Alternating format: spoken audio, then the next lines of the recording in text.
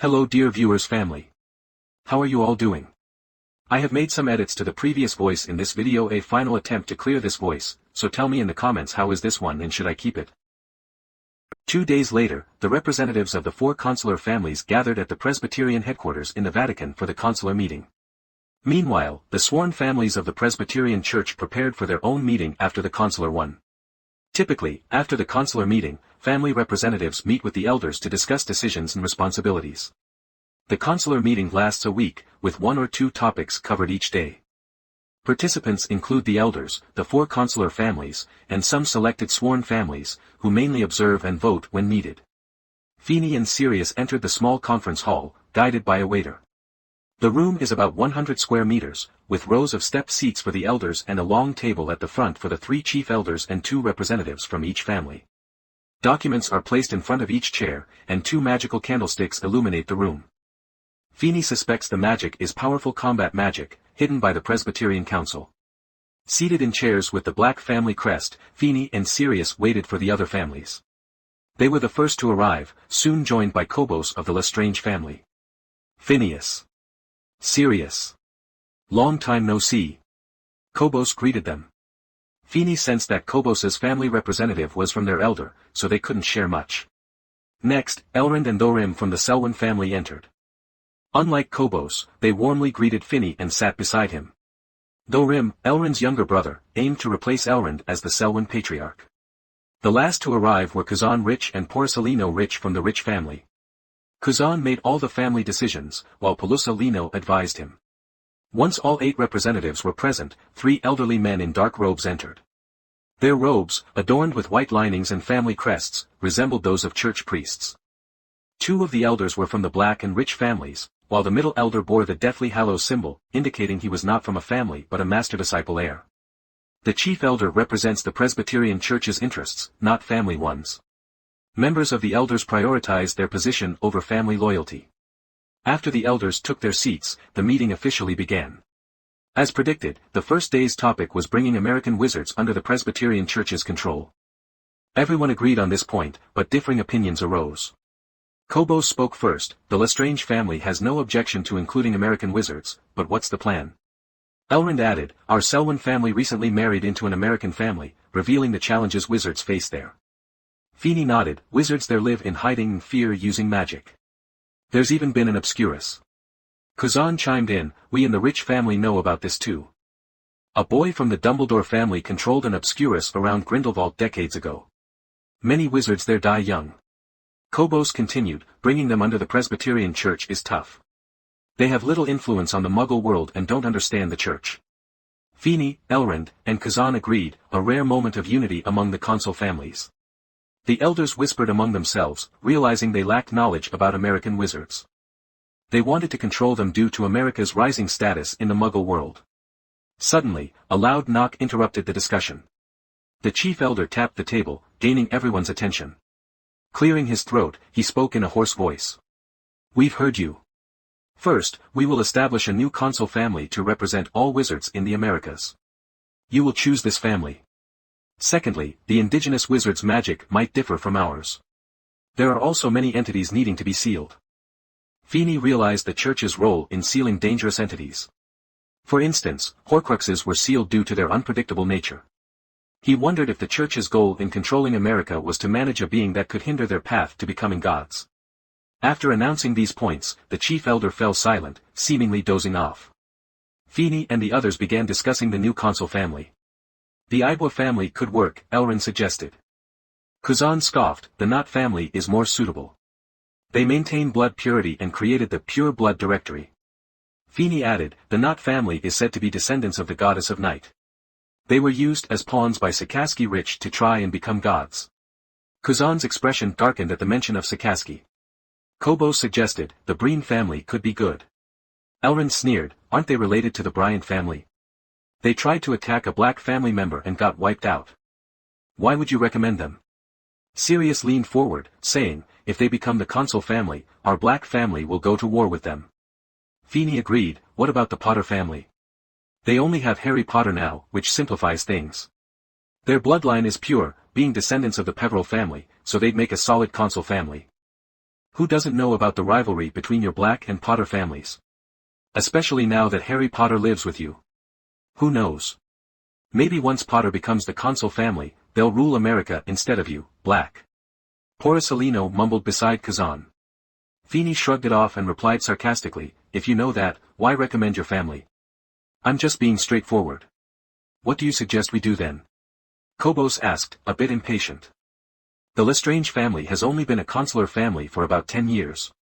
Before that, they were neutral in the Presbyterian Church, managing the wizarding world in France. Kobos isn't familiar with the consular meetings, filled with constant disputes among the four families. He lacks power in his family, as the elders hold more influence. Elrond is in a similar boat, but his grandson is Finney's age and has attended several meetings. He's more accustomed to this kind of scene. Kazan is also a real leader in the rich family. Feeney, on the other hand, is still new to this. Last time, Lisa spoke for him. He's not much better off than Kobos. Now, he's getting used to the situation and even using proposals he knows will be rejected to mock others. The saying goes, if I can't have it, I'll make sure my enemies can't either. Let's choose a neutral family, like when we picked the Lestrange family to replace the Gaunt family, Feeney suggested. Elrond nodded. He doesn't crave power or status, so he agrees with Feeney. Feeney is right. Choosing a neutral family is the best option. Their descendants can move to America without affecting our relationships. The magical world there isn't worth fighting over. I won't let the rich family take that position, and I'm sure you all feel the same, Elrond added. Kazan ignored Porcelino's earlier comments and nodded in agreement. Okay, let's choose a neutral family and not interfere. As Elrond said, there's no real value in America that we need to fight for, Kazan said. Kobos nodded silently. Feeney continued, let's discuss potential neutral families. Families in America could also be considered. Since the Presbyterian Church plans to add a fifth consular family, we also need to increase the number of sworn families. We need pureblood families in America to join the Presbyterian Church and become sworn families. Everyone nodded, including the chief elder, who recognized Feeney's suggestion as a solid choice to bring America under Presbyterian control. Bang, bang, bang. The chief elder tapped the table, interrupting the discussion. He looked at Feeney and asked, Phineas Black, do you have any advice? Feeney was surprised. It's rare for an elder to directly ask someone for input. Recently, Elrond mentioned that the Selwyn family has a marriage alliance with the Grave family in America, Feeney replied. The Grave family, the chief elder asked, confused. Yes, they're a Native American family that raises Ryan cattle and holds significant influence in the Magical Congress of the Americas. Although they're allied with Selwyn, they haven't fully committed. Choosing them as the new consular family won't weaken their ties to Selwyn, Feeney explained. Kobos raised his hand. I agree. I've heard about them. They have marriage ties with many European families, but they rely on these relationships for business rather than forming alliances. Kazan nodded and raised his hand in agreement. Elrond did the same, knowing that if the Grave family became the new consul family, they would likely have a favorable view of the Selwyn family. The chief elder nodded, pleased that the four families reached a consensus. Behind the long table, many elders began discussing the matter quietly. Feeney and the others fell silent, while Sirius, Porcelino, and others attending the meeting for the first time looked confused. This wasn't what they expected from the Presbyterian Council. Feeney smiled slightly, realizing that the elders are driven by their desires. They want to control the magical world while seeking godhood. Time passed slowly in the conference hall. There were no clocks, and the transparent walls made it hard to gauge time. Eventually, the elders reached a decision and informed the chief elder. Ahem, he cleared his throat, bringing everyone back to attention. After discussions, we've decided to include the Grave family in the consular family of the Presbyterian Church. We'll also bring the American continent under our jurisdiction and select a Native American pureblood family as a sworn family. Due to the marriage between the Grave family and the Selwyn family, you, Selwyn, will lead this effort. The Black, Rich, and Lestrange families will also send representatives, even if they aren't direct descendants. Finney, Elrond, Kazan, and Kobos stood up, bowed slightly to the chief elder, and accepted the task before leaving the conference hall. That wrapped up the first day of the consular meeting. Once outside, Feeney and the others realized they had spent the whole day discussing matters in America. The sun had set on the magical ceiling, and the moon was now visible. Is that it for today? Sirius asked, surprised. Feeney shrugged. Yep, that's it. Boring, right? They act like we're deciding things, but they already have their minds made up. They just want us to discuss and give them the answers they want. So, you brought up the Grave family on purpose? Sirius asked, confused. Feeney shook his head. It was intentional. We had no other choice. At first, we all proposed our own family affiliates to show the Presbyterian Church we wanted that position. But we knew they wouldn't choose any of us, it would upset the balance. There are only a few neutral families left, and they aren't strong enough to be a consular family. Plus, the situation in America is dire, so we had to choose a family from there. Unfortunately, there are hardly any pureblood families. The only one we know is the Grave family. We just stated their choices based on the elders' ideas. Elrond, Kazan, and Kobos likely realize this too. Sirius sighed, it's so complicated. Feeney chuckled, but this is just day one. Starting tomorrow, each family will propose something daily, and it usually gets approved. The Presbyterian Council can't stop it, as long as it doesn't threaten their authority. Sirius thought for a moment, so, you want to propose bringing the Malfoy family back as a sworn family? Feeney shook his head. No, the Black proposal is about the new sworn families in America. It's to strengthen our position in Europe and increase the number of sworn families here. Sirius looked shocked. Feeney smiled, this proposal won't harm any family's interests, so they'll support it. If I'm right, it should go smoothly. The next day, the same conference hall, same setup, same participants. This time, the four families presented their proposals. Finney spoke first, we need to increase the number of sworn families to avoid being at a disadvantage against American independence. Kazan agreed. Elrond added, many European families have contributed to the Elders' Council but aren't sworn families.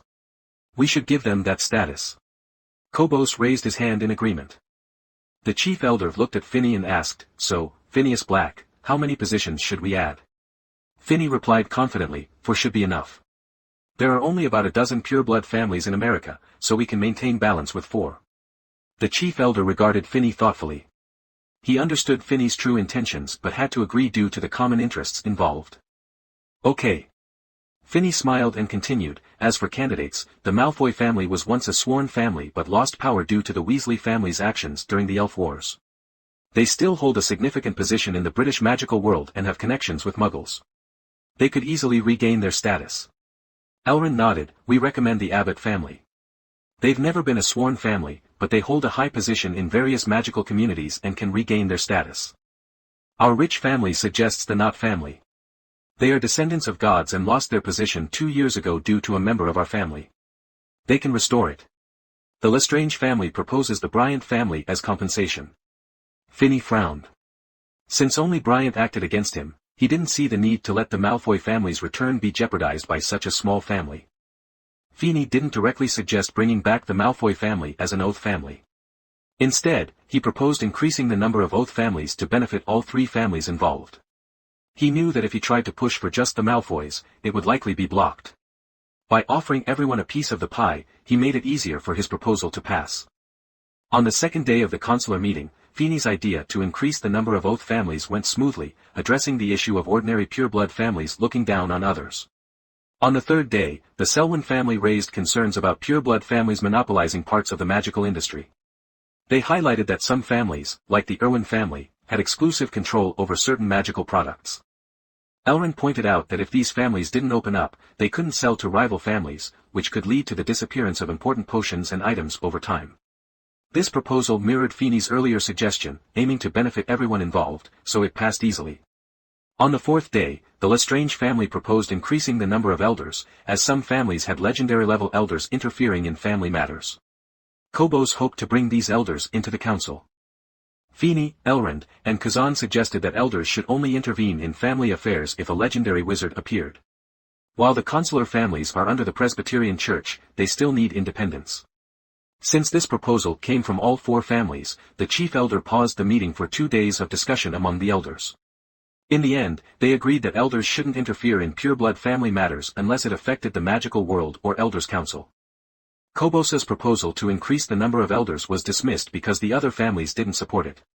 For the other families, the elders were an asset, not a hindrance. On the 6th day, it was the Rich family's turn to propose something. Curzon noted that many powerful pureblood families controlled the magical world in Europe, and he requested that these families loosen their grip, allowing others to enter their territories. He emphasized the need to protect the heirs of Oath and Consul families from being driven to extinction, as happened with the Gunter family. The room fell silent. While the proposal allowed for more access to other families' territories, it also meant potential invasions of their own. This created a dilemma, leading to a decision to postpone the proposal for further family discussions. After 2 days of debate, the proposal passed. The instability it created would ultimately help the Presbyterian Church maintain control. The idea that family wars shouldn't lead to complete destruction was also backed by the Council, recognizing that many families have special bloodline magic that could be awakened. With Curzon's proposals approved, Feeney and the other representatives held a meeting with the Oath families to share the decisions made during the consular meeting and assign responsibilities. The consular conference, which happens every 10 years, lasted for 13 days, wrapping up after nearly half a month. After the meeting, family representatives could stay in the Vatican for half a month to explore or research in the Presbyterian Church library. However, they had to leave after that, and the church wouldn't dictate their next destination. The 4 consular families would have permanent representatives in the Vatican. Since Feeney attended the last meeting as the only direct descendant of the Black family, the previous representative was still in place. However, it was time for a change since the current representative had been there for 20 years. Feeney chose a member of the Blacksmith clan, who had crafted the Ravenclaw ring for him. This member was unmarried, and Feeney hoped he would find a partner among the residents at the church headquarters and marry there. While this meant stepping away from his role as a permanent representative, Feeney trusted the Blacksmith clan's loyalty. He wanted to use this opportunity to infiltrate the church and gather information. Feeney and Sirius didn't stay for the full half-month. Sirius left early to prepare for Christmas, and Feeney had seen enough during his previous visit. He wanted to focus on his magic in seclusion. Feeney chose to retreat to a manor in France left to him by Nico. It was a safe place with plenty of magical resources for his studies. His main goal was to advance his plastic energy magic. To become a legend, he needed a solid foundation. He decided to focus on improving his strength through continued study of magic, particularly plastic magic. Feeney's current method involved using the Soul Stone to create elemental creatures for combat. He wanted to enhance his understanding of plastic magic, which consists of spiritual empowerment and elemental shaping. Previously, he published a paper on transfiguration using basic evocation magic. Now, in retreat, he aimed to deepen his research. If all goes well, he could master transfiguration at a level comparable to Dumbledore. When he becomes a demigod or even a god, his path will be clear, the magic of plasticity. Feeney planned to study 2 parts of plastic magic, transformation and elemental control. Currently, he could only gather elements and use magic to transform them. He believed elemental energy should be invisible, needing no unnecessary shaping. After gathering and summoning, it should take the desired form and be ready for use. Regarding elemental control, he was interested in several spells. First was the Fire Shield, Grindelwald's signature magic. Nico had shared research on it with Feeney. Next was the Water Prison technique, used by Dumbledore against Voldemort. This magic manipulates water to trap enemies. Then there was the Fire Curse, known for its ability to burn souls, especially its stopping curse. Lastly, Feeney valued the simplest spell, the Lighting Spell, or Fluorescent Flash. This spell summons light elements and turns them into a light source, proving its value by being accessible to young wizards. Feeney aimed to fully understand this magic, which could significantly enhance his control over elements. Studying this magic would involve several steps, starting with the Restoration spell, a simplified version that could be partially processed, like the Distress spell that creates colorful fireworks. By fully restoring this magic, he could summon light elements and create a compound spell to control them. This process required ancient magic texts, and luckily, Feeney had the inheritance of Ravenclaw to help him. "Finny, hasn't he come back yet?"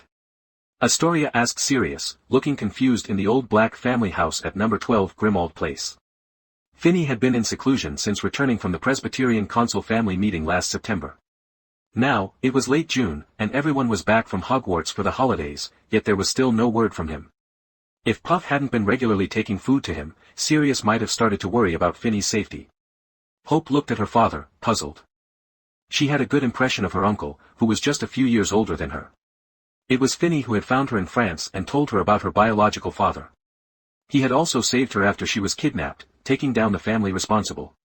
Now, after more than 6 months without any news, she was starting to feel anxious about him. Sirius sighed, sitting on the sofa and shaking his head slightly. I haven't heard from him either.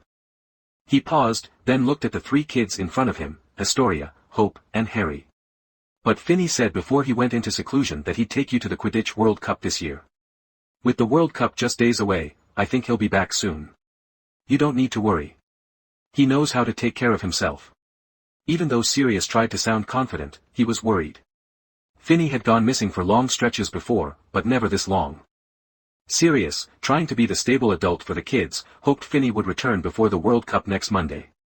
Luckily, 3 days later, Finney appeared at the door of number 12 Grimmauld Place, looking up at the sky as if waiting for someone. Ah! Finney! Astoria exclaimed, rushing to hug him.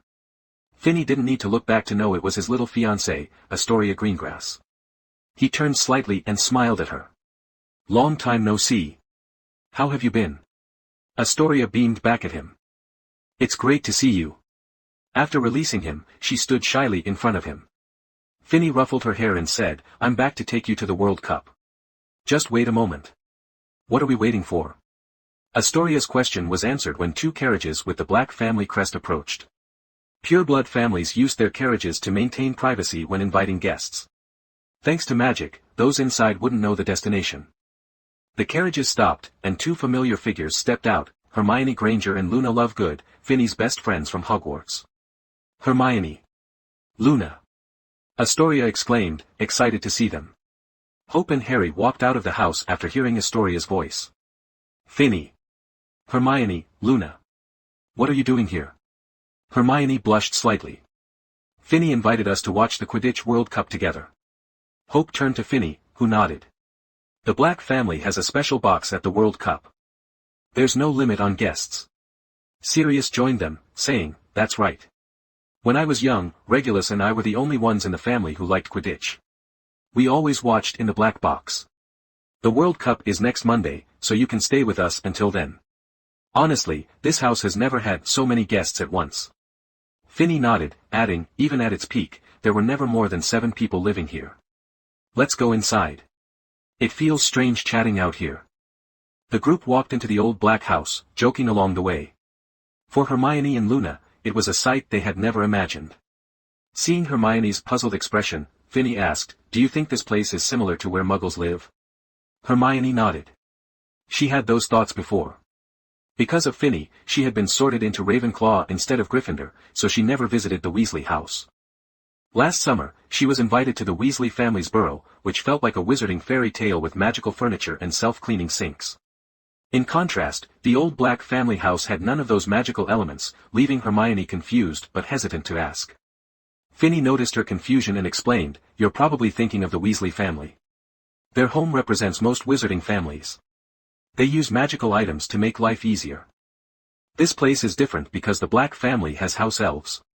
Puff, who you've met, is one of them. They handle all the chores and help us out. House elves are magical creatures with talents equal to wizards, so they don't tire easily. At Hogwarts, house elves manage the food and laundry. Hermione nodded thoughtfully. Because of Finney, Harry didn't live with his aunt and uncle, and the Malfoy family had long aligned with the Blacks. So, she didn't know much about house elves, but Finney's explanation cleared things up. Because Finney trained house elves as a form of combat practice, their living conditions in the Black family were better than those of their peers. Even after seeing them, Hermione wouldn't push for a house elf welfare promotion association as she did in the original story. While introducing the old house, Finney led everyone to the living room on the 2nd floor. He had removed the disturbing custom of displaying the head of the Black family elf, which Sirius disliked. Finney, did you learn anything during your retreat? Astoria asked after they settled down. Knowing everyone in the room was trustworthy, she felt comfortable asking. Finney waved his hand, and a ball of water appeared, transforming into a small creature resembling a fairy. The creature flew excitedly above Finney's head. This is what I created. Before, I could summon creatures by reshaping elements, but they would vanish when I cancelled the magic. This one is different. It will exist independently, with a core made of water element and soul power. It can split its core and create more of its kind. So, while it's still an elemental creature, it doesn't rely on my magic to exist anymore. Hermione's eyes widened. You've created a new creature. Finney nodded proudly. Yes, in a way, I've created a new species with its own magical talents, though limited to their attributes. Sirius's eyes lit up. You mean not just water, but other elements too? Finney confirmed, exactly. Each element has different forms. Fire elements might take the shape of snakes or phoenixes, while wind elements could be eagles, and earth elements might be humanoid. He summoned various elemental creatures, each with distinct core shapes. Sirius noticed the differences in their appearances based on their cores. The fire element was unstable, while the water element was softer, the wind element looked elegant, and the earth element appeared sturdy. Finney chose forms that suited each element, and the girls were particularly drawn to the water fairies and wind eagles. Finney let the summoned creatures split, allowing everyone to choose one they liked. He was pleased with the results and hoped these elemental creatures could help protect those around him, as their cores absorbed elemental power and could grow larger and stronger over time. To catch the Quidditch match, especially the opening ceremony, you have to wake up early and leave in the morning. This isn't just about the game time, it's also about getting ready. A Quidditch match can end in a few hours, but it might stretch on for days. Last time, a game lasted 5 full days. Quidditch matches are played in series, and the total score is counted at the end. So, that World Cup took over half a year to finish. Some fans might only want to see 1 or 2 games, but many want to watch the whole World Cup. This means they need to arrange places to stay. The venue itself is large, and even though wizards use tents with a traceless stretching spell, it still takes up space. Organizers must coordinate with Muggles to handle all this. Before the World Cup starts, the Ministry of Magic prepares for months, finding a suitable location for around 100,000 wizards. They can't just pack everyone into small spaces like King's Cross Station. So, they often choose remote areas and stagger arrival times. Since Feeney and the others had exclusive Black family tickets, they only needed to leave early on the day of the opening ceremony. Some wizards with cheaper tickets had to arrive 2 weeks in advance, using either Muggle transport or magic, as stated on their tickets. On Monday morning, Leah gently patted Feeney's shoulder. "Finney, we gotta go." Feeney opened his eyes, confused, and saw Leah looking surprised. He rubbed his eyes, then remembered why Leah was there. "Are we leaving?" "I'll get up right away." He sat up, and Leah left his room, feeling a bit shy to watch him change. Feeney quickly got dressed, washed up, and went downstairs. In the living room, everyone was eating breakfast. "How do we get there?" Harry asked excitedly when he saw Feeney. "We're using a portkey," Sirius said, coming down with a cup of coffee. He had been awake for a while, just resting upstairs. Sirius was also looking forward to the World Cup. After 11 years in Azkaban, he missed 2 World Cups and hadn't watched Quidditch in ages. Hope looked confused. "Aren't you going to apparate?" "I thought Finney could do that." Sirius shook his head. "We could, but only you, me, and Finney can apparate here. It's not pleasant for the girls. A portkey is more comfortable." Feeney nodded, adding, "The Black family's portkey goes directly to our designated spot, which is easier than apparating." He continued, "We could sleep in a bit longer, but I thought you'd want to decorate for the World Cup.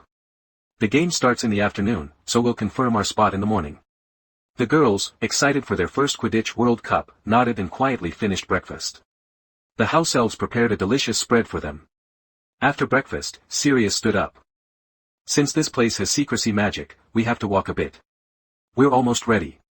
The group left number 12 Grimmauld Place and walked toward the square. Sirius said they had to walk, but it wasn't far. The Ministry of Magic couldn't pinpoint the Black family's exact location, but they knew it was near Grimmauld Place, so the portkey would appear in the square. Soon, they reached an alley where a hat appeared on the ground. "Look, that's our portkey," Sirius said excitedly. Finney turned to Hermione. "You know about portkeys, right?" Hermione proudly replied, "Of course. A portkey is an enchanted object that teleports anyone who touches it to a specific location. They're usually ordinary items to avoid drawing attention. Using a portkey feels like being pulled from your belly button." Finney nodded and told Harry, "Large portkeys usually have a time limit. Ours needs a password." Sirius checked his pocket watch. "It's almost time. Everyone, touch the portkey and hold out a finger." They formed a circle around the hat. "Is everyone ready?" Sirius asked. After getting confirmations, he said, "The password is, Pureblood Supreme." As he spoke, Finney felt a pull at his navel, spinning him through the air. A gust of wind surrounded him, making it hard to see. Even though Finney had disapparated many times, he wasn't used to portkeys. Thankfully, it didn't last long. In a few moments, they found themselves in a new location. A voice greeted them. 4, Black Family. Welcome, distinguished young masters. Finney landed smoothly, pulling Leah down with him. He looked around at the misty, desolate swamp, filled with water vapor that excited the water element on Leah's shoulder. 2 tired-looking wizards stood before them, one holding a golden pocket watch, the other a roll of parchment and a quill. They bowed to Finney, showing respect. Where's the Black place? Finney asked calmly. The Black family's camp is about 6 miles away. It's in the center of the camp. The administrator is Mr. Roberts. Can we assist you? One wizard replied. Finney waved his hand. Nothing. He led the girls and Harry toward the Black family camp. Sirius went off to find his old friends. They walked through the foggy swamp for about 20 minutes until they saw a small stone house, with hundreds of oddly shaped tents stretching behind it, reaching the dark woods in the distance. A muggle stood at the door of the stone house, clearly different from the wizards around him. His clothes were neat, but his dull expression showed the effects of the forgetting curse. Good morning, Finney greeted with a smile. Good morning, the muggle replied. Mr. Roberts, right? Yes, you are. Blake. The tent must have been set up long ago. Roberts nodded. It's you. Your place is inside, labeled and ready. Finney nodded and walked inside, while the wizards behind him needed to get their tents from Roberts and pay in muggle currency. As they entered the camp, Finney complained, I said the Pureblood tents should be outside the camp. It's too much trouble to walk in. The World Cup happens partly because we provide enough money. He smiled at Harry. Speaking of which, Harry, the Potter family has shares in the Quidditch World Cup. You can contact the Ministry of Magic later to receive your share from the Department of Magical Sports. Wizards tried to hide their identities by making their tents look like muggle ones, but some went overboard with chimneys and weather vanes. After passing many tents, they finally reached one with Blake's logo. It looked strange, like a tall building with decorative balloons. Finney explained to a confused Harry, wizards rarely gather this large, so some show off their families. The Black family's tent used to be a castle with gardens and fountains. I had the Ministry of Magic change it to this tent. Sirius returned, saying, your pace is slow. This spot isn't bad. The course is on the other side of the woods. He pointed to the woods, which were farther away than it seemed, with dozens of tents between them. Let's go in, he said, walking into the tent first. Inside, it was magical. A traceless stretching spell divided the kitchen, bathroom, living room, and 6 bedrooms. Finney clapped his hands. Okay, girls, go decorate your rooms. The supplies are in the living room. He stepped outside and cast magic around the tent. Finney took extra precautions at the venue, using protection, warning, and detection magic. Even though he was in a formal setting, he stayed alert. Unlike others in the camp, he didn't pretend to be a muggle by boiling water outdoors. Their tent had all the comforts they needed, and since they were deep in the camp with hardly any muggles around, there was no need for such pretense. While the girls decorated their rooms, Finney decided to explore the camp. The sun was just rising, and the thick fog began to lift, revealing a sea of tents. People arrived at different times based on their ticket levels, and many had been camping for days. Families with children were especially excited, and Finney spotted a little boy next door playing with a wand and a ball of Oriole. Kevin. What are you doing with your dad's wand? A sharp voice shouted from the tent. It was the boy's mother, clearly upset. Finney recognized the boy from the original story, the one who poked a slug with his father's wand, leading to an amusing incident with his mother. Later that afternoon, the Quidditch World Cup opening ceremony began. As each country's team entered the stadium, their mascots performed above. The Bulgarian team's Vila mascot caught everyone's attention, causing a stir. Luckily, Finney remained unaffected, otherwise, he might have faced consequences like Sirius did when he was distracted by the Vila. After the teams entered, the British Ministry of Magic showcased their power with a display of aurors performing pyrotechnic magic, creating a large logo in the sky.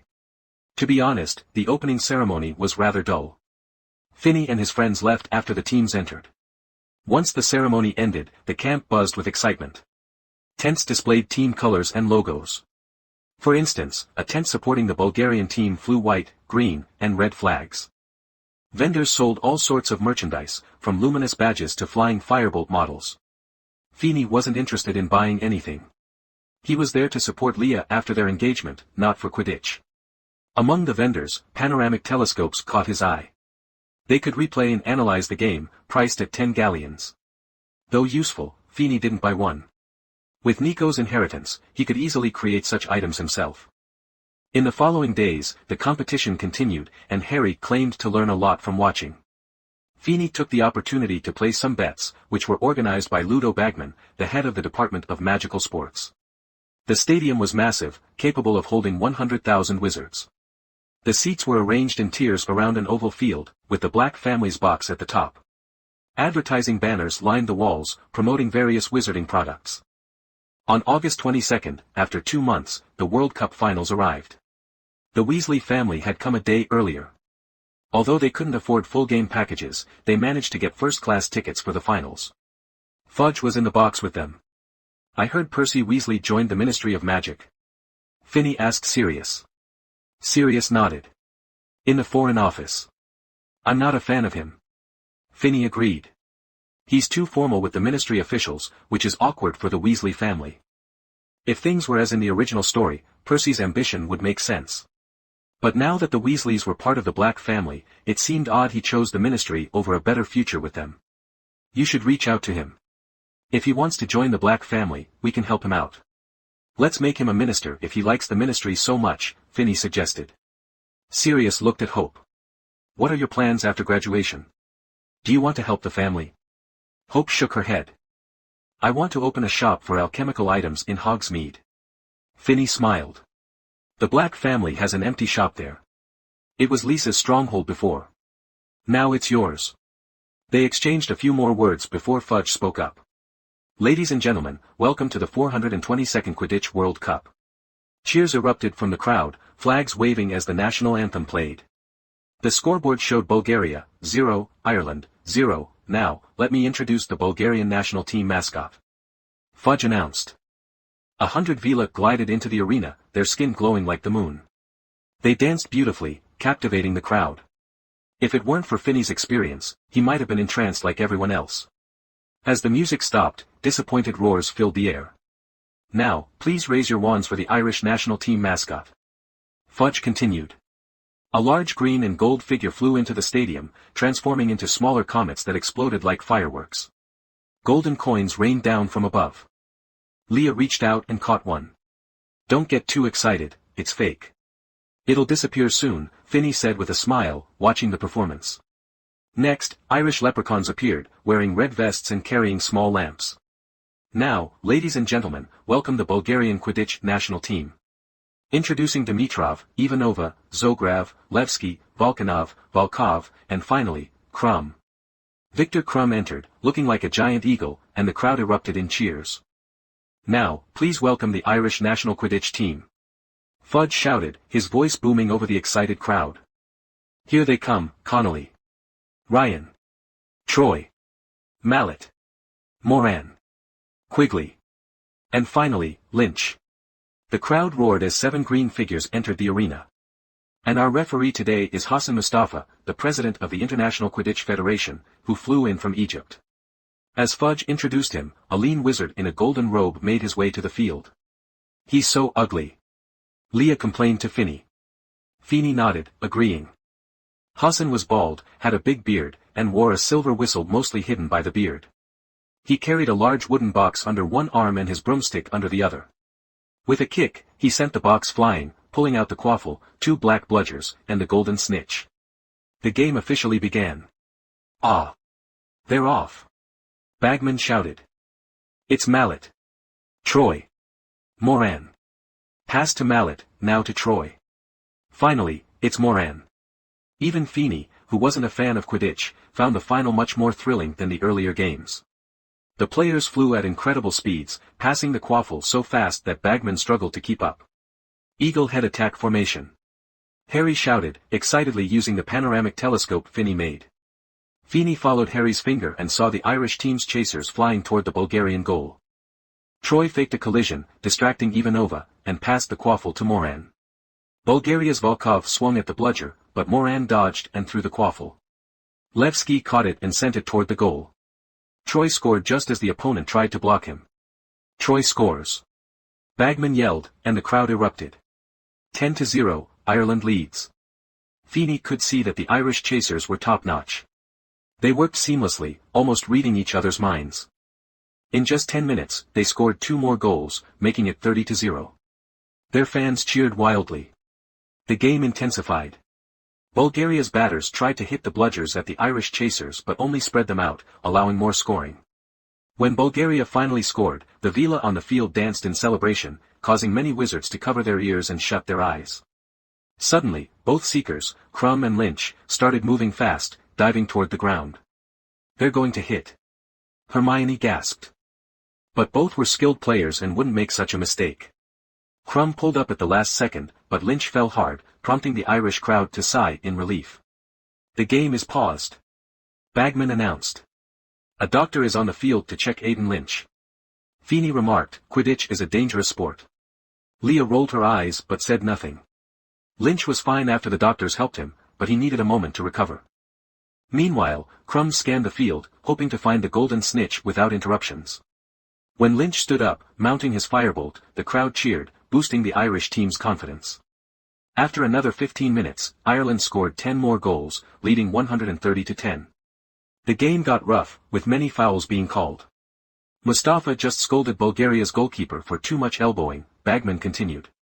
Irish penalty kick.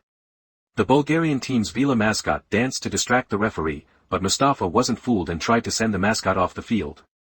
The game became chaotic. Bulgaria committed more fouls, colliding and hitting players. Amid the chaos, the Irish seeker, Lynch, spotted the golden snitch. The crowd erupted in cheers as they realized what was happening. Crumb noticed too and chased after Lynch, but he got hit in the nose by the quaffle, blood splattering. As they dove toward the ground, Hope exclaimed, "They're going to crash." Hermione and Harry agreed, but Lynch fell heavily again. Crumb, despite his injury, soared above, raising his fist high with the golden snitch glowing in his hand. The scoreboard flashed, Bulgaria 160, Ireland 170. Before anyone could react, the game ended. The Irish crowd erupted with joy, and even those who supported Bulgaria cheered. "Ireland wins!" Bagman shouted, still stunned. Crumb caught the snitch, but Ireland takes the game. "Incredible!" Feeney remarked. Crumb knew they couldn't catch up, so he ended it. "Smart move." Leah nodded. "He was brave, but he looks embarrassed." Feeney agreed, noting Crumb's red face. "Let's go. They'll have a parade soon, and it'll get chaotic." Sirius stood up, taking Hope, Harry, and Finney back to their tent. Soon after, the crowd poured out of the stadium, filling the area with noise. Little leprechauns flew around, waving lanterns and laughing. "The Ministry of Magic staff must be miserable," Sirius said, shaking his head. "They'll have to tell the Irish to stop celebrating." Suddenly, a figure apparat into the Black family's tent. Finney and Sirius tensed but relaxed when they saw it was Damon. "Damon? What are you doing here?" Finney asked, confused. Damon looked disheveled and dusty. "Master, something happened." Finney's expression changed. "What happened?" "A group of wizards in black robes and white masks attacked our stronghold. I escaped with a few others and remembered who they were." "Presbyterian law enforcement team?" Feeney guessed. Damon nodded. "Probably them." Sirius frowned. "Why attack you? Everyone knows you're with the Black family." "I'm not sure. I checked, and it wasn't just us. The Lestrange, Rich, and Selwyn families were attacked too. The Lestrange forces were responsible." Finney frowned. "Why attack the consul families? The Presbyterian Church usually avoids that." Sirius suddenly asked, "Is this about your engagement?" Feeney recalled private talks with Corvos, Kuzan, and Elrond about a year ago. They were all beneficiaries, so it couldn't be leaked. It had to be something more significant. "Damon, tell our people to stay alert for more attacks. Find out what happened, especially with the Lestrange, Rich, and Selwyn families." Damon nodded and left quickly. Feeney snapped his fingers. Puff. Puff appeared. "Master. Can you ask the house elves what's been happening in the Presbyterian Church?"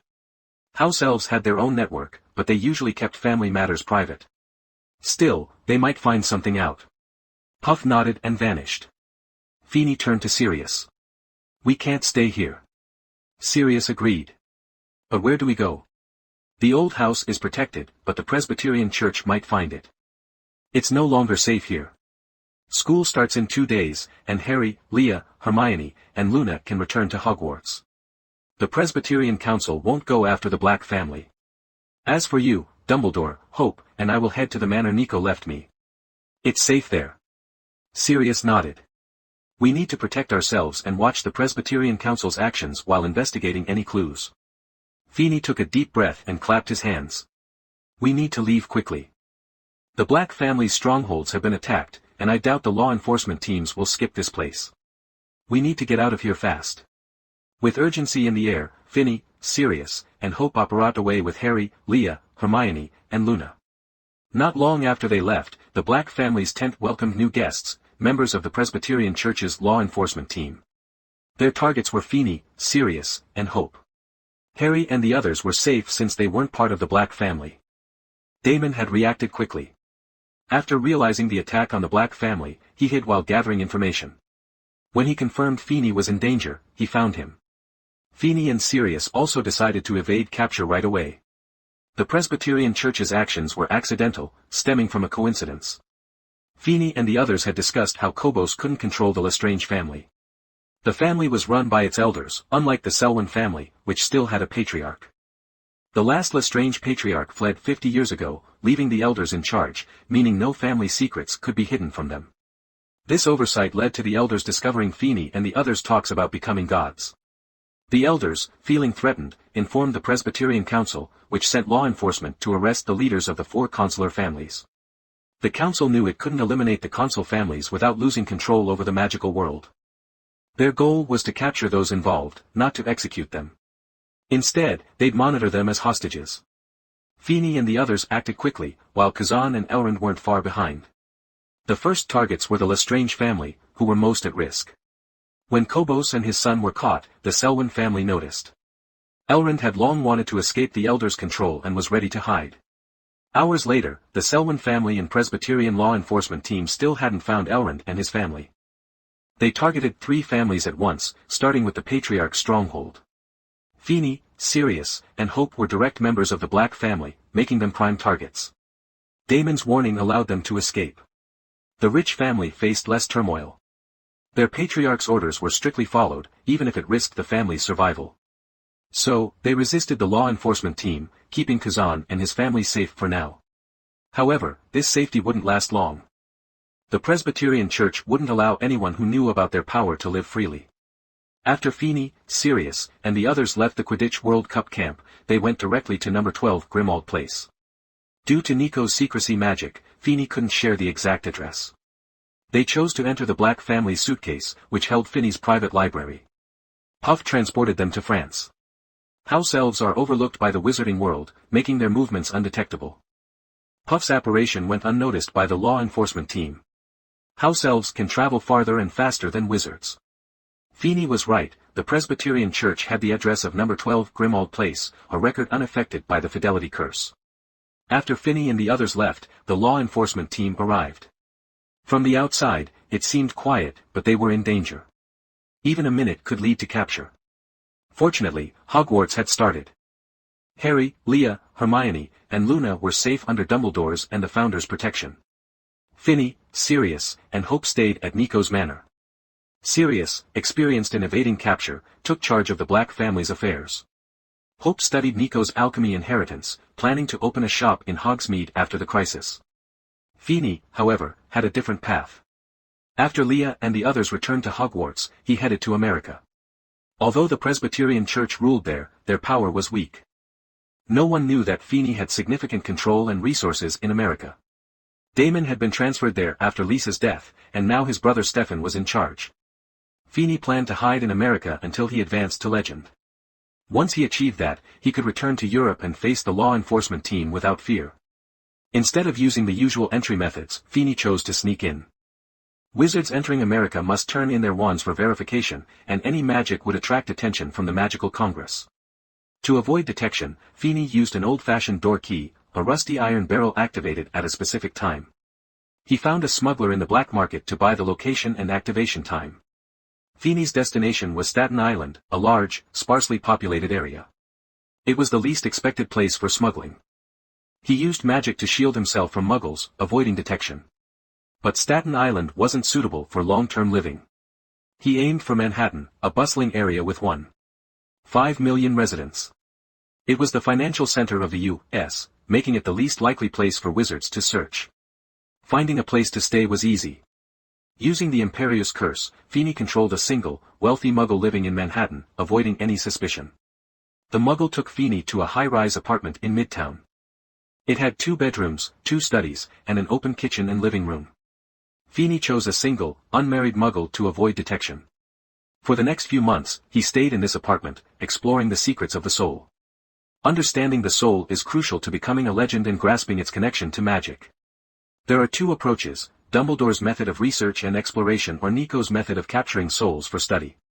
Both methods lead to the same result but differ in approach. Unlike black and white magic, neither method affects the user's emotions or soul. Feeney chose Nico's method for its speed and efficiency. The second method is easier and faster, but it has downsides. It requires many souls for research, and souls often leave with a life. Capturing a normal human soul is tough, as they don't stay in one place. To use this method, you need the soul of someone who was killed. Only those souls can be studied by wizards. Feeney won't do the killing himself. Taking a life, even without the death curse, can stain a soul. An impure soul would be a setback for Feeney's goals. Instead, Feeney uses special alchemy tools to collect souls during others' killings. He's in New York, specifically in Hell's Kitchen, where death is common. This area is known for its high crime rate and poor living conditions. It's a place where people die every day, providing plenty of souls for study. However, Feeney can't be in Hell's Kitchen all the time. He can't risk his safety, even as a powerful wizard. Being around knives and guns is dangerous. So, he needs alchemy props. By placing a soul-collecting item in high-risk areas and regularly replacing it, he can gather souls without being present. Feeney's ability to create these tools came from studying the Deathly Hallows after using Voldemort's Horcrux. He had the Elder Wand, the Cloak of Invisibility, and the Resurrection Stone. This led him to the underworld, where he learned about souls returning to the living world. The alchemy tool looks ordinary, like a kerosene lamp found on European streets. It emits light at dusk, mimicking a real street lamp, but instead of kerosene, it uses souls as fuel. This is how Feeney collects souls. As he set up the soul-absorbing props, Feeney focused on his magic studies, regularly exchanging for the soul lamps. This retreat lasted a year. However, the muggle he controlled was exposed by the Magic Congress staff. When they got close to the apartment, Feeney used security magic to escape just in time. This is bad luck, Feeney sighed in a dark alley. He leaned against the wall, staying alert. I can't stay in New York anymore. I've controlled that muggle for a year, which is long enough. He felt a bit sorry for himself. He was close to becoming a legend. His magic power and understanding were almost there, but he needed to reach the soul level. To become a legend, a wizard must undergo a transformation. This means changing their human body into a magical one, enhancing their magic control. Feeney didn't want to be like others who used the second method and ended up unstable. He aimed to rival most legends in power. To achieve this, he needed a deep understanding of the soul. Only those with knowledge like Dumbledore or Nico could do this. But Nico spent 500 years studying the soul. After a short break, Feeney left the alley. He didn't use magic to avoid being tracked by the Magic Congress. Instead, he walked away. 2 hours later, 2 Aurors from the Magic Congress appeared in the alley. They were searching for smuggled wizards. Surprisingly, they thought Feeney was still in Europe. They discussed the traces of British magic they found. He left, one said. It should be a British wizard. The woman frowned. He's probably hiding in the U.S. But why smuggle here? He's been missing since arriving. The man added, all the unknown magic traces in New York are linked to him. The woman agreed, suggesting they check places with magic traces in Hell's Kitchen. They disappeared to investigate. Meanwhile, Feeney took his lamps and boarded a train to Arizona, leaving New York behind. He had his own power in the U.S. but hadn't previously used it due to the challenges of studying souls. His research on souls had progressed, and he no longer needed new ones. The Aurors realized he couldn't stay in New York, so he sought out his subordinates instead. Feeney's base was in Phoenix, Arizona. This city is the 6th largest in the U.S. and shares a name with him. Choosing Phoenix for his headquarters was both Damon's and Feeney's idea. In Phoenix, Feeney's forces were set up in a Muggle tavern, unlike the wizarding taverns in Europe. This choice was strategic, as Muggle buildings offer better information sources. A day later, Feeney stood outside a pub called Chocolate, named after his cat. It was a safe place, popular among young people looking for love. Many hesitated to enter, wondering if it was as safe as rumored. The atmosphere in the US is more open. While some seek casual relationships, others hope for lasting love. Feeney blended in with the crowd, waiting to enter. Feeney had been in the United States for a year without contacting anyone, not his forces in the Americas or Sirius, Leah, and Hope in Europe. He hadn't even reached out to Puff or the other house elves. As he prepared to meet his former subordinates, he felt a bit anxious. After gathering his thoughts, Feeney walked into the bar. It was evening, and the bar was just opening. Some customers were already inside. The music wasn't loud yet, and people were chatting quietly while sipping their drinks. Feeney quickly took a seat at the bar. "Hey there, what can I get you?" the bartender asked with a smile while wiping a glass. Feeney removed the black family ring from his finger and placed it on the bar. "Can you recommend something? I'm not familiar with this place." The bartender's eyes widened slightly at the ring, but he quickly masked his surprise. "If it's your first time, I suggest the Tequila Sunrise. It's fruity and not too strong." "Sounds good," Feeney replied. The bartender nodded and prepared the drink. He filled a tall glass with ice, added agave and orange juice, stirred it, and topped it with pomegranate syrup and orange peels. He then pushed the drink toward Feeney. Feeney took a sip, enjoying the sweet and tangy flavor. He recognized that this drink had to be a special request from Stefan, who knew he loved orange juice. After finishing most of his drink, the bartender returned with a tall man behind him. The man had golden brown hair and striking green eyes. It was Stefan Salvatore, the brother of Damon, the head of the European branch. "Stefan!" Feeney exclaimed, standing up and opening his arms for a hug. "Feeney! Long time no see." Stefan replied, embracing him tightly. After they released each other, Feeney smiled. "It's been about 10 years, right?" "Yeah, the last time was in England when Lisa was still around," Stefan said, reminiscing with a hint of nostalgia. They sat together in a booth, and after the bartender brought them whiskey, Feeney asked, "What's happened in Europe, especially the UK, over the past year?" Stefan hesitated but finally spoke. "Nothing major in the UK, but something big happened in Europe." Feeney raised an eyebrow. "What is it?" The Ritchie family announced their withdrawal from the Presbyterian Church, along with all the families in Germany that were with them. Feeney felt a shock. He suspected this was Kazan's doing. The Ritchie family's rebellion would not go unnoticed by the Presbyterian Church. Did they take action? Stefan shook his head. They refused. Their focus has been on controlling the Americas. When I realized the Presbyterian Church would act against the Ritchie family, I contacted the native wizard families. They didn't want to be ruled by the Presbyterians. Together with the Ritchie family, they pushed back. Feeney's eyes lit up. "Is it over?" "Not yet. The indigenous wizards are still attacking the Magic Congress and the White Wizard families. In Germany, the Ritchie family is holding strong," Stefan explained. "With their help, the Presbyterian Church hasn't attacked the Black, Selwyn, and Lestrange families," Feeney added. "Exactly," Stefan confirmed. "Their forces are now focused on the borders of America and Germany." Feeney felt a surge of hope. This meant he could return to the UK. With no law enforcement there, he could safely prepare for his promotion to legend. He needed trusted allies around him. "Is Hogwarts on break now?" he asked. Stefan shook his head. "About a month left. Are you ready to go back?" Feeney thought for a moment. "Let's wait a month and see how the conflict unfolds. I feel the native magic here is helping my promotion." Stefan agreed. "I'll arrange a place for you to rest and help you learn about the local magic." Feeney raised his glass. "I'll enjoy this drink and see how your guests are doing." Stefan smirked. "Most of my customers are young women. They're good company." Feeney rolled his eyes, knowing Stefan's reputation.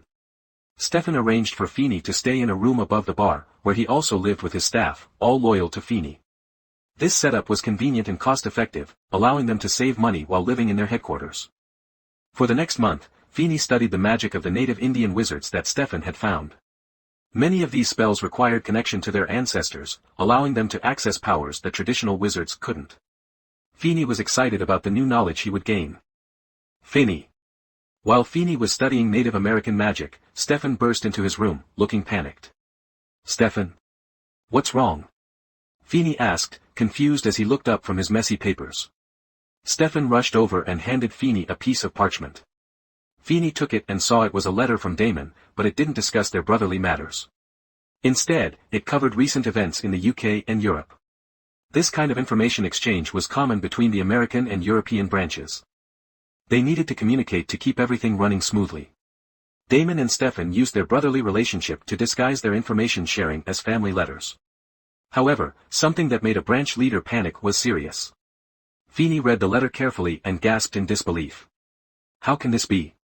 He looked at Stefan. Is this confirmed? Is it really true? Stefan nodded. I've asked people to check, and I wrote to Damon for confirmation. Since he sent it, it's likely true. He knows you're here with me. Feeney slumped in his chair, his eyes wide. When Corvos was executed by the Presbyterian Church, they silenced the entire Lestrange family at the same time. How could they? Aren't they afraid of a rebellion like the Rich family? The Lestrange family was a major player in the French magical world, supported by nearly all French pureblood families. Their destruction would throw the French magical community into chaos, which was against the interests of the Presbyterian Church. Why would they risk it? Stefan sighed. This happened yesterday, and Damon didn't quite understand its significance. Feeney waved his hand, deep in thought, while Stefan waited quietly. After a moment, Feeney suddenly looked up. Stefan. Gather all the news Damon sent recently. We must have overlooked something. The Presbyterian Church has a plan we don't understand. Stefan nodded, knowing he had to follow Feeney's orders without question. Damon and Stefan usually communicated every 2 weeks, but since Feeney was in America, they had switched to daily updates. Stefan handed Feeney a box filled with detailed reports on recent events in Europe. Feeney glanced at the papers and felt a surge of gratitude. You've worked hard. This must have taken a lot of effort. Stefan shrugged. It's the brothers below who do the hard work. Next month, I'll increase everyone's salary, including yours, Feeney said. Stefan nodded, not too concerned. Feeney began to read through the reports, most detailing the war between the Presbyterian Church and the Rich family. The conflict had spread from the German border to nearby countries, affecting Muggles too. Many Muggle communities near the fighting were being attacked. Wizards on both sides were careless, causing injuries and deaths among Muggles. Feeney noticed that the Presbyterian Church had surrounded the Lestrange family's influence before taking action. They're clever, he admitted. The wizards in the Presbyterian Church had used the war to distract everyone while seizing control of France and silencing the Lestrange family. Feeney couldn't help but smirk at the irony. The wizard who reported Corvos had caused his entire family to vanish for his own gain. Then, Feeney spotted a crucial piece of information. The Selwyn family had secretly contacted the Presbyterian Church, announcing that Greece would fall under its direct rule. They also gave up their status as a consular family to become a law enforcement family. At first, Feeney thought this was just the Selwyn family's self-destruction, but now it seemed different. If they integrated into the Presbyterian Church, it would make them feel safer and avoid the fate of the Lestrange family. Feeney sighed. Stefan, prepare. I'm going back to England tomorrow, no, tonight. Stefan was taken aback. What happened? Feeney handed him the document. This might not have been Selwyn's choice. The Presbyterian Church likely forced their hand. Stefan realized the gravity of the situation. Do you need me to go with you? The brothers are ready to fight. Feeney waved his hand. Not yet. You're not part of the Black family. I can't put you in danger. The outcome may not be bad. Both knew there were two possible outcomes for Feeney's return, either he would surrender like the Selwyn family or rebel like the Rich family. Feeney was not one to accept weakness. That night, with Stefan's help, Feeney used a port key to return to England, a place he viewed as hell. When he arrived, the first thing he did was go to Hogwarts to find Dumbledore. Feeney. What are you doing here? Dumbledore asked, surprised. Feeney bowed slightly. Professor, I need your help. The Selwyn family is in danger, and so is Black. Dumbledore studied Feeney. You must understand, I won't easily go against the Presbyterian Church. Feeney shook his head. I'm not asking you to fight them or use Hogwarts to start a war. I need your help with something else. Dumbledore frowned. What is it? Feeney smiled and said 4 simple words, soul sublimation. Dumbledore's calm demeanor shifted. Soul sublimation. You've reached legend. Feeney smiled faintly. Just a fluke. Dumbledore sighed, feeling a mix of emotions. He had become a legend in his 50s, while Feeney was still under 17. When? Dumbledore asked. Tomorrow, at Nico's Manor. But you know I don't know where that is. I'll have Puff pick you up. Okay, see you tomorrow. See you tomorrow. Feeney left Hogwarts with Harry and Leah. Leah was Feeney's fiancée and a direct descendant of the Black family. Harry was Sirius's godson and close with the Blacks. They needed to stay safe from the Presbyterian Church. Now that Feeney was back, a war with the Presbyterian Council was inevitable. Harry and Leah couldn't stay at Hogwarts, they needed a safer place. That safe place was Nico's Manor. Even though France was under the Presbyterian Church's control, Nico's Manor remained hidden and secure. Feeney. I rushed over as soon as I heard from Damon that you were back. Sirius appeared at the gate of Nico Manor, hurrying toward the villa. Over the past year, Feeney had fled to America, while Harry and Leah stayed at Hogwarts, and Hope focused on alchemy at the manor. Sirius took risks to manage the Black family's forces and distract the Presbyterian Council from Feeney. This strategy bought them time but was also dangerous. The Council could easily target anyone close to Feeney, including Sirius. Despite knowing the risks, Sirius felt responsible for his younger brother, the last family member he had after Regulus disappeared. Luckily, the law enforcement team was still focused on Feeney, keeping Sirius safe as long as he avoided them. Feeney. Sirius called as he entered the villa. Feeney quickly ran out, followed by Harry and the others. They hugged tightly before settling in the living room with cups of black tea. The law enforcement team hasn't specifically searched for me or troubled Harry at Hogwarts, Sirius said with a smile. They're focused on you. For us, it's just a wanted notice. As long as I stay hidden, I'm safe, Feeney replied, aware of the danger Sirius faced. The council had issued a wanted order for several Black family members, leading to many dark wizards targeting Sirius. Sirius, thank you for your hard work this year. Feeney said, genuinely grateful. He understood the risk Sirius had taken. Just then, Puff appeared with Dumbledore. Professor, everyone greeted, standing up. Dumbledore smiled and asked, Feeney, how are the preparations going? All set, Feeney replied, leading Dumbledore downstairs to the basement, where Nico had built a secure area for magical research. This was the perfect place for the soul sublimation ritual that would help Feeney become a legend. The ceremony required careful preparation, not just relaxation and meditation. Dumbledore checked the candles needed for the ceremony, which stabilized the soul. The most dangerous part was the risk of losing the soul, but the candles would help minimize that. Dumbledore, being a legendary wizard, could return a lost soul to its original state.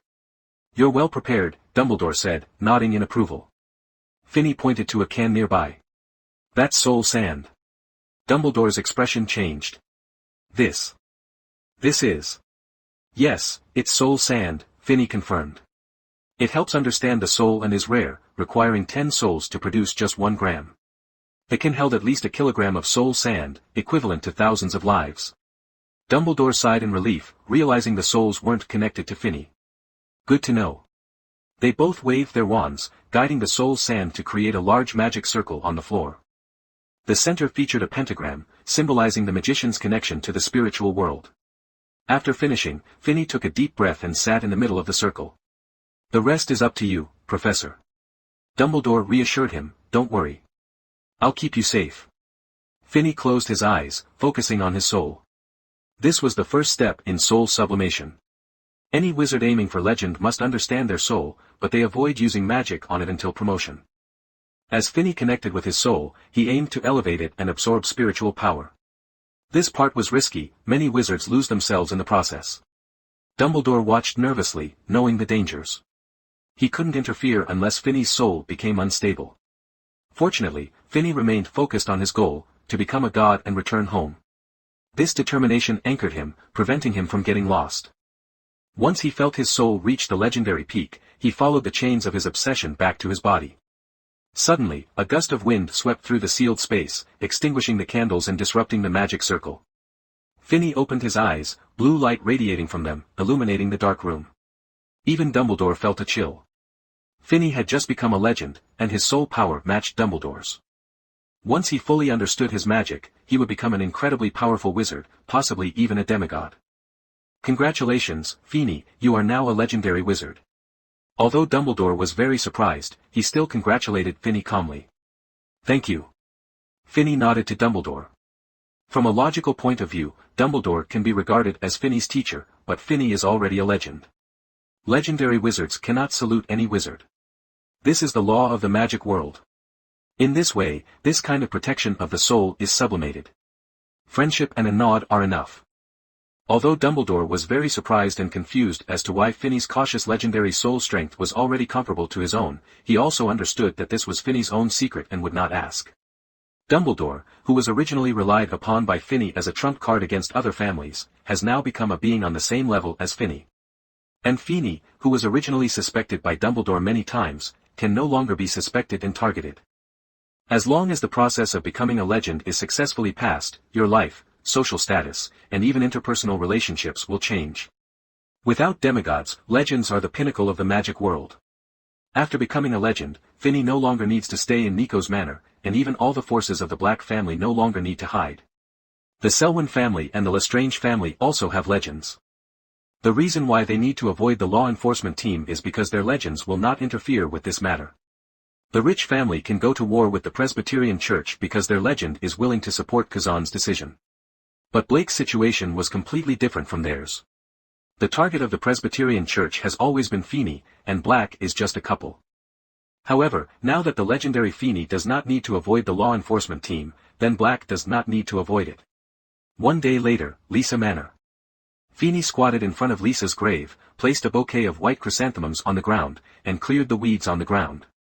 Standing behind him were Damon, Brother Stefan, and the heads of the Asia and Africa branches. Damon, how many of our people are still here? Feeney asked without thinking. When Damon heard this, he bent slightly and answered. Master, 8 layers of our people have now arrived in the UK, and the remaining 2 layers have also arrived in Europe. Feeney nodded slightly, stood up and turned back to several people and said.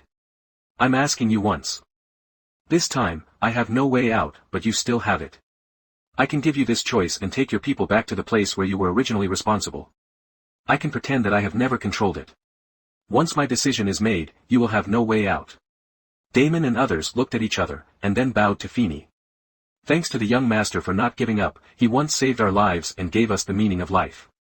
The young master never gave up on us. We should be grateful to the young master for his heartbreaking work and we will not hesitate to do so. Feeney sighed and said. Very well, then, declare it to the world, to all wizards, and let everyone in the world know clearly that I, Phineas Walburga Black, officially declare that the Black family and its affiliates officially withdraw from the Presbyterian Church, and at the same time, formally declare war on the Presbyterian Church and all its subordinates. Yes. As everyone responded, bursts of smoke and the sound of phantoms resounded throughout the manor. All of Finney's deployments left Lisa Manor, announcing to the magical world their master, the youngest legendary wizard of the Black family and even the magical world, the head of the Black family, Phineas Walburga Black to the Presbyterian Church the decision to declare war.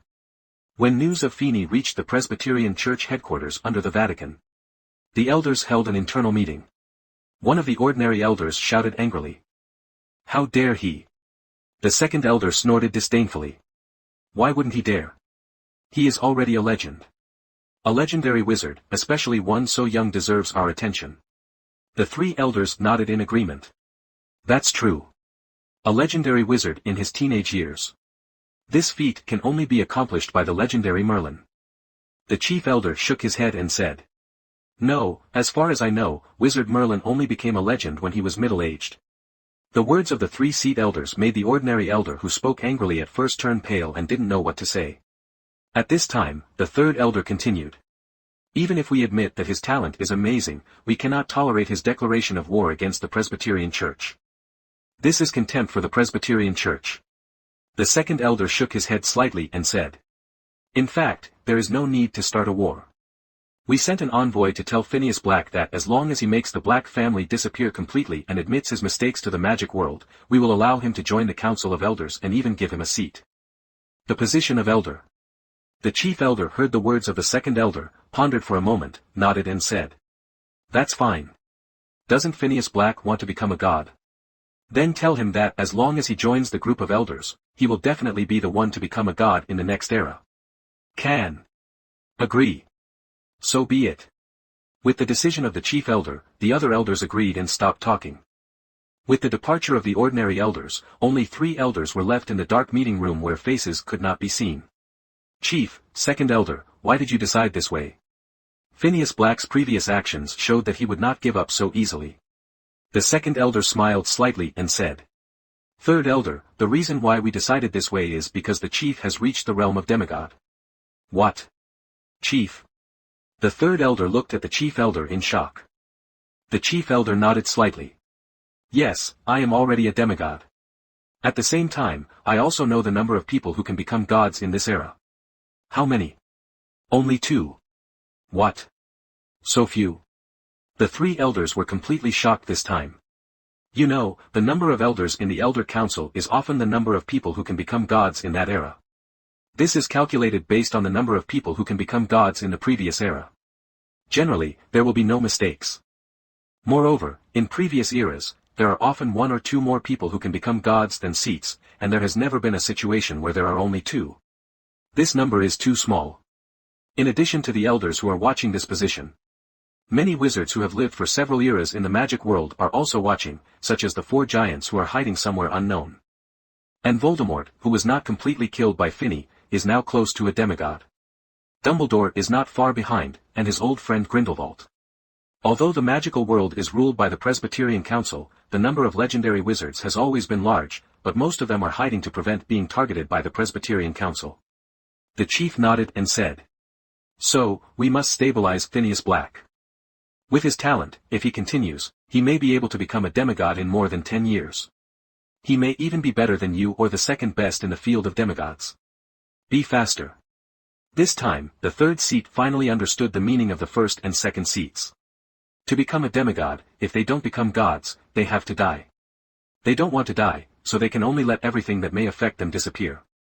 Only in this way can they successfully become gods, and the remaining seat of the Presbyterian Council inherit the position of chief and select other seat elders among ordinary elders. Of course, this number will be determined by the words left by the elders who have become gods. It's a pity that Feeney has never been someone who will give in to other people's demands. Although in many cases, he will choose to give up temporarily or even choose to surrender in order to make himself safer and for greater interests, this does not mean that he will get what he wants at the expense of his family. Not to mention, he had a certain chance of obtaining such a thing. Therefore, after seeing the messenger from the Presbyterian Church and hearing the conditions given by the Council of Presbyterians, Feeney directly handed over the messenger to Damon for processing. To Feeney, this sentence of not killing the 2 armies is a joke. Messengers can often bring more news to the enemy, not to mention the possibility of raising tigers to cause trouble. Therefore, the messenger died like this. Even until he died, he didn't know why he died. Feeney. Sirius looked at the messenger being taken away by Damon, looked at Finney with worry, opened his mouth, not knowing what to say. Feeney shrugged. It doesn't matter. Anyway, we have officially started a war with the Presbyterian Church. If an envoy dies, he is dead. It will not affect the overall situation at all. Moreover, the fact that the Presbyterian Council can come up with such a reason shows that they are very anxious to deal with the Black family's rebellion. Speaking of this, Feeney couldn't help but think deeply. After a moment, he said as if he suddenly understood. Their purpose is definitely not to make the Black family disappear so as to warn other families who try to fight against them, but because I have to make such a decision in order to become a legend. But, Finney, your becoming a legend will not have any impact on them. There are also a lot of legendary wizards in the rich family. Hope added from the side, she was also very confused about this matter. As for Harry, he sat there with a confused look on his face, not knowing exactly what Feeney and the others were talking about. Harry is a student of Gryffindor. In the educational environment of Gryffindor where courage is everything, he is completely a reckless lion at this time. He does things based on his own preferences without considering the consequences or losses. In order to prevent Harry from bringing any bad influence to Feeney and the others, like in the original book, when Harry took his friends to the Ministry of Magic to look for Sirius, Feeney asked Harry to participate. Their meeting. The purpose of telling Harry everything openly was to make Harry understand that these things were beyond his ability to contact and handle at this time, so he sat there quietly, listened to their conversation, and discussed it. All right. Feeney didn't know what the outcome would be, but for the time being, Harry did do what he wanted. Feeney hesitated and said, Hope, as you said, the rich family also has legendary wizards, and there are a lot of them. Therefore, it's not because they are afraid of me because I have become a legend. Then, there is only one possibility, they don't think that I would become a legend at this time, so, is it time? Speaking of this, Feeney also thought of something. Wait a minute, let's push everything forward. The conflict between us and the elders is because of a private conversation with Kuzan, Corvos, and Elrond during the engagement ceremony between Leah and I 3 years ago. Discussion, and the content of this discussion is to become a god. So, the core of our dispute with the Elder Council is becoming a god. Then, there is only one thing that makes the Elder Council afraid of me, and that is talent. It's not that I am arrogant. There is no teenage boy in the entire magic world. The legendary wizard's talent is not only unique, but it cannot be underestimated. Sirius nodded in agreement. There's a good chance the whole possibility is the truth. Feeney denied his statement. It's not very big, it's definitely for this reason. There is one thing I have never told Kazan and the others, that is, there is a quota for becoming a god. Moreover, this quota is very small, and in fact, each person in the Elders group the Era will deliberately set aside a few places to prevent unrest in the magic world. So, the reason why they do this now and want me to join them and give up resistance is very simple. They don't want me to become a god in this era. In other words, there are very few quotas for becoming gods in this era. Not only are they unable to set aside some for people outside the Presbyterian Church, but they may not even have enough to allocate them internally. And the Presbyterian Council is so anxious because it is out of fear. I will become a god before their people, then the number of this quota can be determined, it will definitely be within 3. After all, there are only 3 seats in the Board of Elders in this era. Feeney didn't say this last sentence directly, but the meaning was very obvious. Now that everything is figured out, what Feeney has to do is even simpler. When fighting the enemy, if you don't have any ideas or strategies, then just do one thing, that is, just do what the enemy doesn't want you to do. What the enemy doesn't want you to do must be the most harmful to them. Feeney's choice at this time is this. Just leave the matter of fighting against the Presbyterian Church to Sirius and Damon. Sirius had participated in the Order of the Phoenix, fought against Voldemort and his Death Eaters under the leadership of Dumbledore, and was very familiar with the war between wizards. As Finney's subordinates, Damon and the others could be said to have been saved by Finney from various wars or hardships.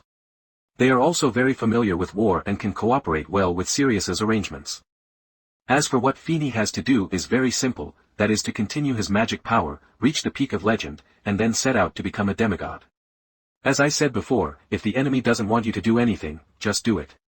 The last thing the elders want Feeney to do is undoubtedly to become a demigod. Therefore, what Feeney has to do is to become a demigod. Damon, go and contact Sirius about the family power under the Black family. The Weasley family, Arthur and Molly, are members of the Order of the Phoenix and are very averse to war, so there is no need to go to them. However, they are not the only ones in the Weasley family. As for the Barrington family, don't go looking for the direct lineage. During the war with Voldemort, there were only 2 direct lineages left. The Ollivander family also shouldn't go looking for them. Their family has always been they are all passed down from the same line, and the population is sparse. As for other families, even if their direct descendants do not participate in the war, they still have to contribute a certain amount of strength. Otherwise, I would rather clean up the internal affairs first and then fight the Presbyterian Church. Even if this means losing the war, I will not hesitate. Stefan, you and others will lead the rest of us to attack the Presbyterian Church's deployment from other European countries. Since war has been decided, we must fight, and we must beat them painfully.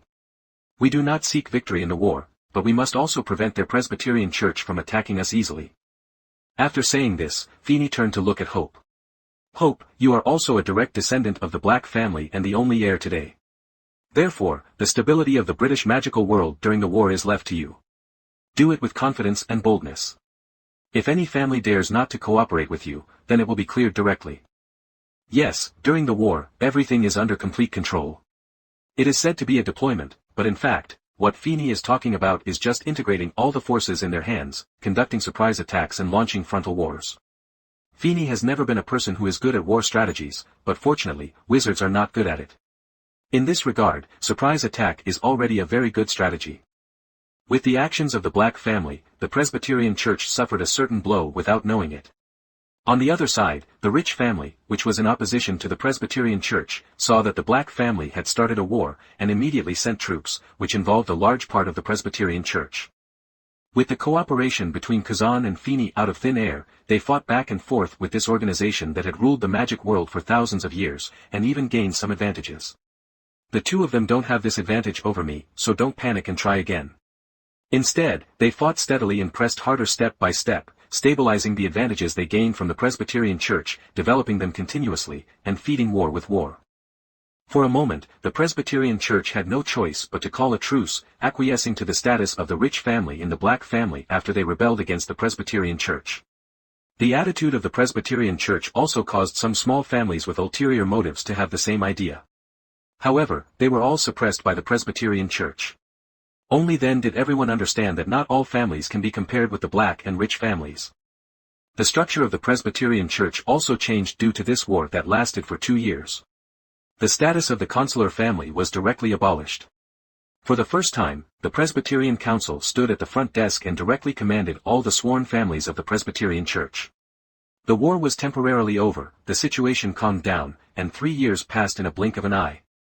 At this time, 5 years had passed since the very beginning of everything, the Quidditch World Cup that changed the entire wizarding world. Leia has graduated from Hogwarts. During this period, Harry, Neville, Ron, Hermione and others also graduated one after another. Dumbledore did not sacrifice as in the original work, but he still resigned as the principal of Hogwarts because he was too old. It is said that he moved to Nurmengard to guard his archenemy, the Dark Lord. When he learned the news, what Feeney was thinking was different from the rest of the wizarding world. Dumbledore had gone to coax his wife, but that was right, after all, he had been locked up in solitary confinement for so many years. As the saying goes, wife abuse is a temporary pleasure, but Professor Dumbledore will be busy in the future. I don't know if it was because of Feeney, but Hermione and Ron did not end up together like in the original work. Today, 2 years after graduation, she is still single, but she still became the Ministry of Magic's #1 as in the original work. The one-man Muggle wizard minister, although in the original work relied on the power of the Weasley family, now he relies on the power of Leia's Greengrass family. Harry finally married Ginny, but it was understandable. Even Feeney had to admit that Ginny was indeed a rare beauty. She inherited the red hair of the Weasley family, but she didn't look like it at all. Her brothers inherited their father's freckles and looked more like her mother, who was also beautiful when she was young. After Harry graduated, he inherited all the Potter family's property and their ancestral home in Godric's Hollow. Now, their first child, James, was born. However, Finney has been practicing magic in seclusion. I haven't seen it yet. Finally, on this day, Finney became a demigod. It was also at this moment that he finally understood why the Presbyterian Council had been so anxious to control himself. Because there is only one place left to become a god in this era. Yes, the chief elder of the Presbyterian Church became a god a year ago, and the second elder and the third elder are now sprinting with all their strength, trying to become half a god before Feeney. God, it's a pity that Feeney was one step ahead. Feeney understood everything, and also knew that if he didn't make progress, he would regress, and there was no room for easing the tension with the Council of Elders. However, it was precisely because of this that his lifespan was fixed, whether he became a god or not, and it was time to give Leah a suitable answer. After a brief discussion with Leah, they finally set the wedding ceremony for the two of them in a month. During this month, they told all their relatives and friends about this matter, including Elrond and his grandson, who were hiding somewhere unknown. Speaking of this pair of grandparents and grandchildren, Finney couldn't help but think of the fact that a long time ago, Elrond's granddaughter, Silna, had once been attracted to him, and the Selwyn family had also tried to marry the Black family. Looking at it now, everything has changed. Silna died in the turmoil of that year, and only Elrond and his little grandson, Solemn, are still alive, but they are still avoiding the pursuit of their family in the Council of Elders. Kuzan also had a grandson who was promoted to legend, and took another step towards becoming a god. It was a pity that in this era, he no longer had the chance to become a god. In the end, the battle to become a god can only be fought between those who have become demigods and those who are about to become demigods, but I don't know who the final leader will be. Time flew by, and in a blink of an eye it was the day when Feeney and Leah got married. The wedding of Phineas Black, the second young master of the Black family, will naturally not be so simple, especially after the Black family broke away from the Presbyterian Church and became the only family that still existed after leaving the Presbyterian Church, and the rich family was even more valued by others. Harry, Neville, and Hermione also came to help with this wedding. In fact, in Feeney's original plan, he had no intention of inviting Hermione. After all, Hermione once had some different feelings for him. Due to various considerations, he could not choose Hermione, and there was no need to let her go. Such a little girl coming to his wedding affected his mood. However, after Hermione learned the news, she still came to attend the wedding. Several of them held the seating chart in their hands and stood at the door of the garden where the wedding was held, helping the guests find their seats. The waiters in white robes and the band in golden coats have already arrived at the venue to adjust their equipment and make preparations. Many wizards who came to watch the ceremony also came here in advance, sitting in their respective seats, gathering in twos and threes, smoking pipes and chatting quietly. Above the garden, where the wedding ceremony will be held, is a huge white tent, which not only blocks wind and light, but also makes the place look more noble. At the entrance of the tent is a long purple carpet, lined with golden chairs, and the 4 pillars supporting the tent are wrapped with gold and white flowers. George, Fred and Lee Jordan, 3 of Feeney's close friends from school, would naturally not miss this occasion. They were standing in the garden, tying a large number of golden balloons around the hole. The sky above the garden creates a romantic atmosphere. When I get married, I will never do this. This outfit is too uncomfortable to wear. George tugged at the collar of his robe and complained to Fred. I'm sorry for this, but, George, I am the second young master of the Black family after all. Even if the patriarch is serious now, I still represent the face of the Black family. My wedding can only be like this. Feeney was about to find the twins when he heard George's complaint and replied with a wry smile. George shrugged. Okay, what else can I help with? No, you two just enjoy it. A lot of the food at tonight's dinner was specially prepared by Sirius. While the 3 of them were talking, in the distance of the yard, figures appeared one after another out of thin air. They were all wearing solemn robes, with golden patterns sewn on them showing their respective identities. This group of people was getting closer and closer to the tent, and Feeney and the others also heard the excited and chattering voices among them. Lupin and Tonks also appeared in the garden. Yes, that's right, although there was no more Voldemort, Lupin and Tonks still met and fell in love. The two had entered into a relationship a year ago. To the Palace of Marriage. Naturally, not only members of various families came to attend this wedding, professors from Hogwarts also appeared here. After all, both Finny and Leah can be said to be their very outstanding students. Hagrid's huge body also caused a chaos, but it was quickly solved by Sirius. The guests gradually arrived, and the wedding started as usual. Dumbledore stood at the front, presiding over the wedding. Ladies and gentlemen, today we gather here to celebrate the union of 2 devoted souls. Phineas Black, will you marry Lady Astoria Greengrass? Sirius and the Greengrass couple sat in the front row, looking at the couple in front of them. Mrs. Greengrass had tears in her eyes. From time to time she covered her face with a handkerchief and sobbed softly. Hope and Daphne sat next to them, watching the union of their uncle and sister, with this look of blessing on their faces. Hermione and Luna sat together, both looking a little unnatural, with unconcealable sadness in their eyes. Suddenly a trumpet-like sound came from the crowd. It was Hagrid's voice. I declare you to be lifelong partners. As Dumbledore announced loudly, waving the elder wand in his hand over the heads of Finny and Leia, large silver stars fell on them, spinning around their bodies that were hugging each other tightly at the moment. The twins and Jordan clapped happily, and the balloons above everyone's heads exploded, revealing the bird of paradise and the little golden bell inside. Ladies and gentlemen, please stand. Everyone stood up, and as Dumbledore waved his wand, all the chairs floated into the air. The same happened to the tent. Small tables covered with white tablecloths appeared out of thin air and fell together with the chairs. The band that arrived early began to perform, and waiters appeared from all around, serving pumpkin juice, butterbeer, fire whiskey, and, of course, various foods. In such a peaceful atmosphere, a big silver guy suddenly appeared above the dance floor and landed among the dancers. It was a dog-shaped patron saint, and a voice suddenly came from it. It was Damon's voice.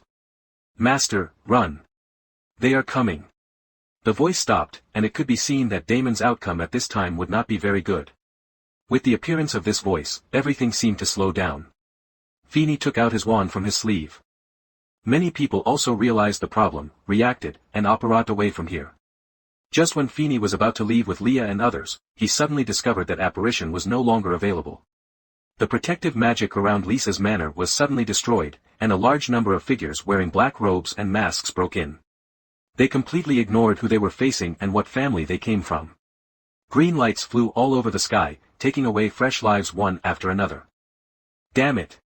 Finny roared angrily. Leah, you and Hermione go first, Sirius. Before Finny finished his instructions, he saw Sirius being hit by a white smoke, seriously injured and on the brink of death. Finny rushed to him while using his newly created magic to heal him, and while Sirius was barely able to get up, those figures attacked all the friends and family of Finny, injuring them. Finny became even more angry, raised his wand and started to fight back. The demigods in absolute rage were not something ordinary wizards could resist. A large number of elemental creatures prepared by Finny in advance appeared in the garden and attacked the black-robed wizards who broke in. Take good care of yourself. Finny could only leave this sentence, and then went up to fight. Finny became even more angry, raised his wand and started to fight back. The demigods in absolute rage were not something ordinary wizards could resist. A large number of elemental creatures prepared by Finny in advance appeared in the garden and attacked the black-robed wizards who broke in. Take good care of yourself. Finny could only leave this sentence, and then went up to fight. Leia has never been a flower vase, so she will not sit still and wait for death. She also drew out her wand and participated in the battle. Similar to her actions, Hope and Harry were also stimulated by Sirius's death. Naturally, the Weasley family, Hermione, Daphne and others also took action. Phineas Black. With a roar, Finny suddenly found a magic circle emitting purple light appearing around him. Team of Elders. I didn't expect you to take action yourself. Finny instantly guessed the identity of the visitor, looked at the black-robed wizard standing around him and said. One of the black-robed wizards took off the hat on his head and the mask on his face, revealing his extremely old face. You are very smart, but since you are so smart, why do you have to make money with me? Finny recognized this man when he saw him. Second Elder. You are already a demigod, so the second spot in the Council of Elders belongs to you. So I understand why you ignored the attack this time, because you can't see the future, right? It is very clear that you have no way to deal with me now. As long as there is enough time, I will definitely become a new god. The moment I become a god, I will definitely take action against your Presbyterian Church. The second elder shook his head slightly. You are wrong. What we worry about is never after you become a god, but before you become a god. A demigod with no scruples is not what we want. Hearing this, Finny suddenly realized that this time the Presbyterian Church came not to kill people, but to arrest people, and the target was naturally his new wife. Thinking of this, he hurriedly turned around and searched among the crowd. He saw his wife, Leah. However, the scene he saw in front of him made him even more angry and sad. Unfortunately, this magic circle temporarily made him lose the power to resist. Leah was hit by several spells, which can be determined by looking at the color. All kind of spells hit her just when she was about to die. A figure appeared in front of her and got hit by countless crushing spells, explosion spells, cutting spells, and life-killing spells. It was Dumbledore who appeared in front of Leah. Although he was a legendary wizard and a powerful one on top of that, he was unprepared and got hit by many deadly spells from many legendary wizards as well as demigods. He died instantly, while leaving Leah seriously injured and barely alive. No. As Finny roared, the magic power in his body began to vibrate in extreme grief and anger, inspiring a powerful aura that directly scattered the surrounding magic circles. This is not. Seeing this scene, the second elder also roared. However, he only roared once, and then he no longer had any life left. Therefore, at this time, Finny's emotions fluctuated because of the death of Dumbledore and many of his subordinates and friends, which stimulated the hidden magic power in his body and suddenly broke through from the demigod realm to the god level. He won the championship in this competitive competition and became the last god of this era. The moment he became a god, his roar activated his unquenched divine power and killed all the surrounding elders. However, God is not omnipotent and does not have the power to resurrect other people. After he slaughtered all the law enforcement teams of the Presbyterian Church, he suddenly discovered that in this place that was supposed to be his happiest day, had now become the most saddest day in his life. A large number of people died in the battle. Harry lost an eye and Neville lost an arm. Hope and Hermione were luckier. Although they were equally seriously injured, they did not lack other parts of their bodies. Finny walked to Leah's body in despair, picked up his wife, and walked into the villa of Lisa Manor. In their new room, they put Leah on the bed, and he just sat next to her without saying a word. He healed her and others one after another. In the garden at this time, many professors and others who had left here to look for help finally returned here with a lot of fighting power, but found that they came back too late and could only leave this hell on earth with 4 seriously injured people. I don't know how long has passed. Professor McGonagall, who was worried about being here, came to the manor again and only saw the graves in the center of the forest behind the garden, the tombstones of Dumbledore and others. But no figure of Feeney and his relatives. A few days later, news of the destruction of the Presbyterian Church began to spread in the magical world. But he never saw the figure of Phineas Black, the black madman who once caused turmoil in the entire magical world. Some say he is dead, others say he went into seclusion after destroying the Presbyterian Church. Only those who really reached that level later, Dumbledore, Kazan, and a few others truly understood that he had already reached that level and had just left this world. It turns out that the moment he became a god, Feeney knew why there were no gods in this world. It was because the level of this world was too low to tolerate the power of a god. Therefore, every god who became a god was controlled by this world. The world was pushed out and went to other worlds. Feeney endured the pressure of the world and destroyed the Presbyterian Church that caused his wedding tragedy. After that he lived some days with his wife and family. And just like that a day came when he could no longer endure the pressure of this world and he left this world. He was originally a person who would return to the world of his previous life, but because he endured the pressure of the world for a long time, he ended up and I fell into a coma at the edge between the worlds, and I don't know when and where I will wake up again. He didn't know how long it took for him to wake up, he was very hungry, tired and weak, lying in a deep forest. After many days of rest he hunted a few wild animals and barely got a part of his power restored. He did not recover fully because of the turbulent storm outside the world's barrier.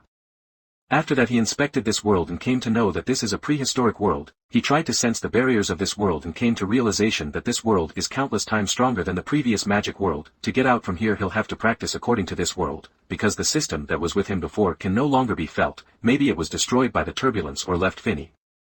But it does not matter because he is no longer the weak human he once was. Even though this world is stronger than the previous one, he had enough power to face all the challenges ahead. Just like this he began a new adventure, and this book has come to an end with the ending of the Wizarding World. Thank you all the viewers for your support. While this book has ended, there are still many to come, so stay tuned here and keep supporting me to keep me motivated.